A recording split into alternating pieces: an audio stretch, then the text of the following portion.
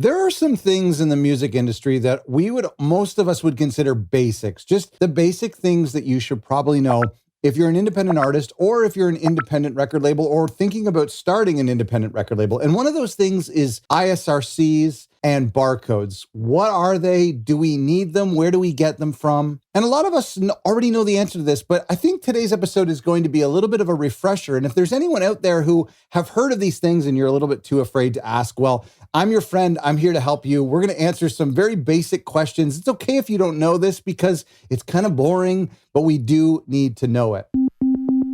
A huge shout out to my friends at Hellbender Vinyl for sponsoring today's episode. They are a brand new pressing plant in Pennsylvania, Pittsburgh, and they're kind enough to support this show and to support our community. And I think that they're a great option for getting your vinyl pressed because they're also label owners. They are independent musicians and people who work with independent musicians. And so if you're a record label and you're thinking about pressing your very first vinyl project, it's kind of nice to have somebody who is empathetic to the needs of small labels, indie labels like us. So check them out by going to hellbendervinyl.com. Okay, so let's look at ISRCs and barcodes. What is an ISRC? Well, it stands for International Standard Recording Code. What are they used for? Well, they're actually used as an individual identifier for a given recording, a recorded track. It's basically like a fingerprint for whatever song you upload to the streaming platforms. But what are they used for? Well, you need this fingerprint because, so if you upload your song, let's call it I Love You Baby, terrible title, sorry. But let's say you upload this song and it's your recording, it's going to get its own international standard recording code, a unique identifier. Now, let's say that same recording, that exact same song, your recording of I Love You Baby, is also featured on a soundtrack 2 years later.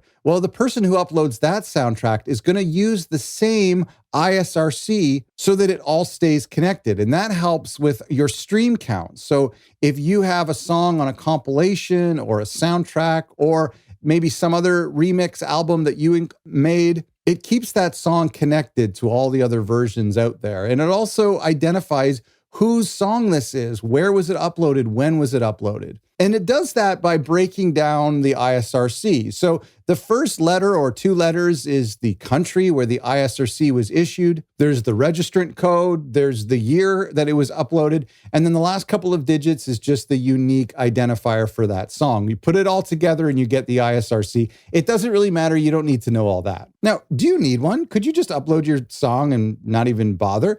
Well, if you're uploading music to your own website or to SoundCloud, although SoundCloud likes you to have it now if you want to monetize.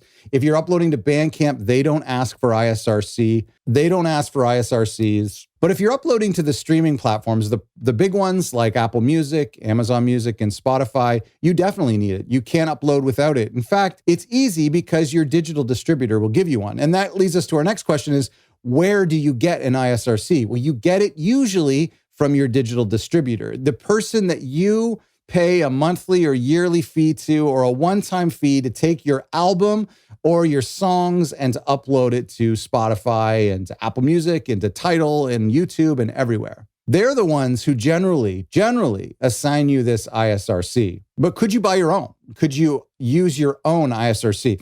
You know, we'll talk about this a little bit later when we talk about barcodes as well.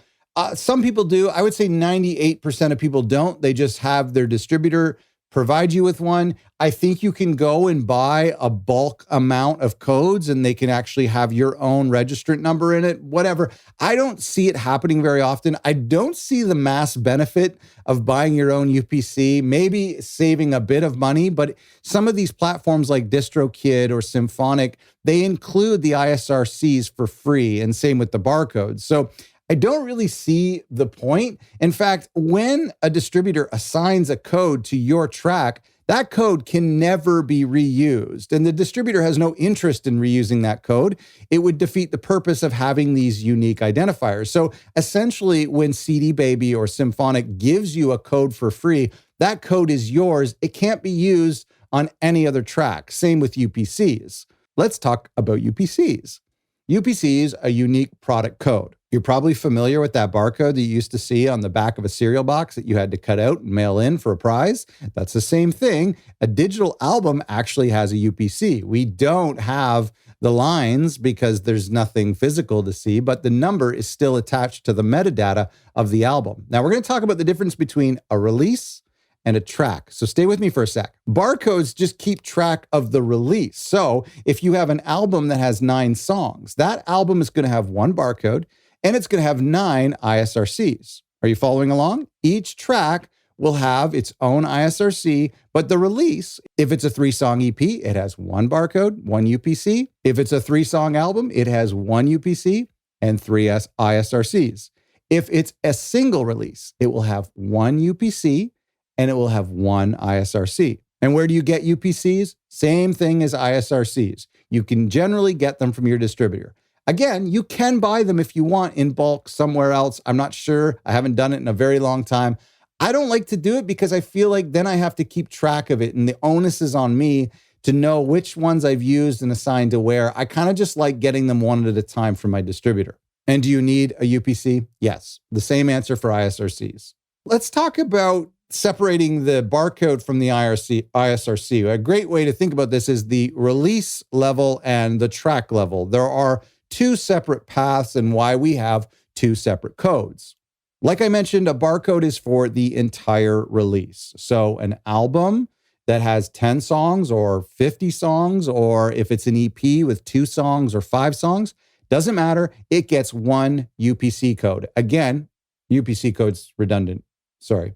It gets one UPC that's given to you by your distributor. But the ISRCs, like I mentioned, are for the individual tracks. So your 9-song album has 9 individual ISRCs that are assigned to each track and should never be mixed up. Now, thinking about things at the track level, it means that an ISRC is assigned to an individual recorded track. So if I upload a pop song, it's going to get its own ISRC. Now, if I upload an acoustic version of that same song a couple of months later, that acoustic version, or maybe it's a DJ remix or it's an instrumental version, that new version is going to get a new ISRC. You can't reuse the old one because it's a different recording altogether. So multiple versions of the same song will still require a new ISRC. If nothing has changed with the song and you're just re-releasing that same exact recording on a new album or a compilation, like I mentioned, then you're going to use the original ISRC for that song. That helps keep everything connected. Same thing with barcodes, the same kind of principle applies. So if you're releasing a new album or a new EP, it gets one barcode. But let's say you're releasing a vinyl version of that album. It would then need a new barcode. A cassette version, another barcode. Maybe a big deluxe vinyl box set, that would need a 4th barcode. Those barcodes you can then buy online, or your manufacturer could also sell or give you those barcodes. Okay, I fear that I'm losing you. I don't want to get too far away from the basics. Let me just give you a bonus tip. Because this is so complicated and there's so many things you have to keep track of, it's really important that you have some sort of spreadsheet or document that keeps track of all of the individual ISRCs and barcodes for each release on your record label. And if you're a record label with a deep catalog, you should have a separate spreadsheet that keeps track of all of your back catalog releases. We won't get into that today, but it's really important that you stay organized because this information is really hard to dig for and find if you need it last minute. So just keep it in a general Google Doc or Excel sheet.